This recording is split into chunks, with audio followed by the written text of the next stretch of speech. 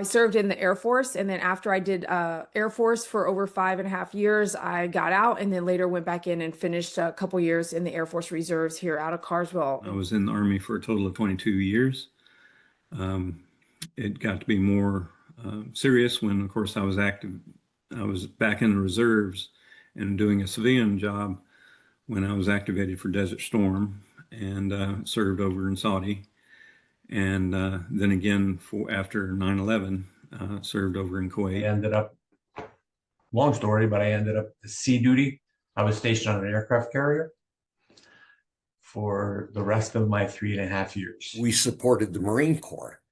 So these ships, they're called landing craft, landing ships.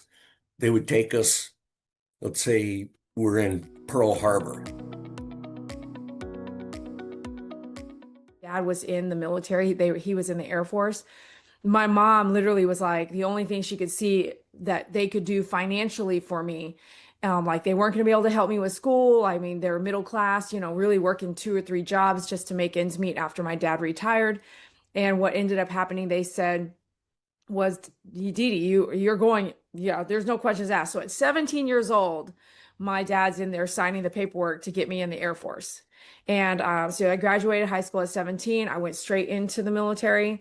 And I gotta be honest with you, it's one of the best things that has ever happened in my life. If I didn't want to be a manager of a local food chain or something like that, wanted to do something different, I saw the military as a way to, get out and see the world, get exposure to things that are outside of your comfort zone, and to learn about, different cultures and people. And I got a call from the Marine Corps recruiter.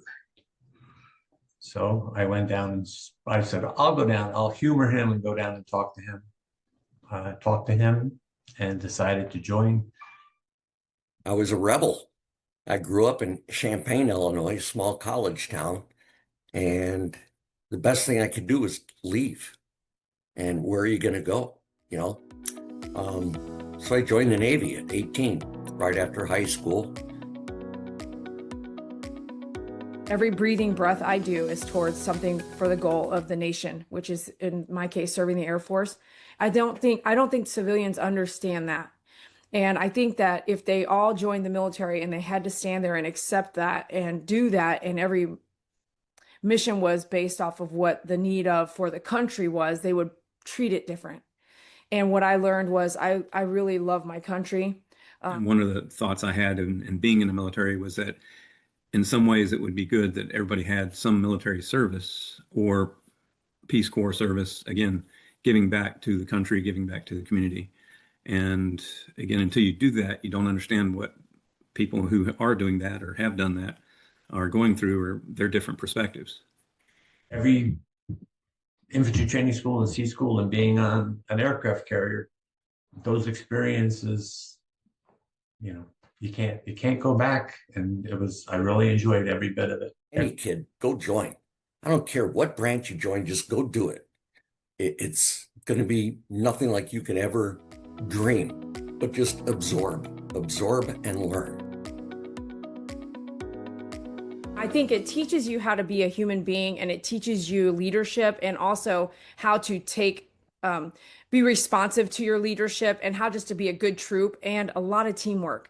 Boot camp's hard. It sucks. They beat the crap out of you, but it's to break you out of your shell and become part of a larger group, to learn to work with each other. Serving in the military, you learn to count on, and you also want to be counted on with your fellow military members. I'm proud to be a veteran. I'm as proud, or maybe more proud, to be a Marine Corps veteran. Being a veteran, a retired veteran, means I accomplished something big.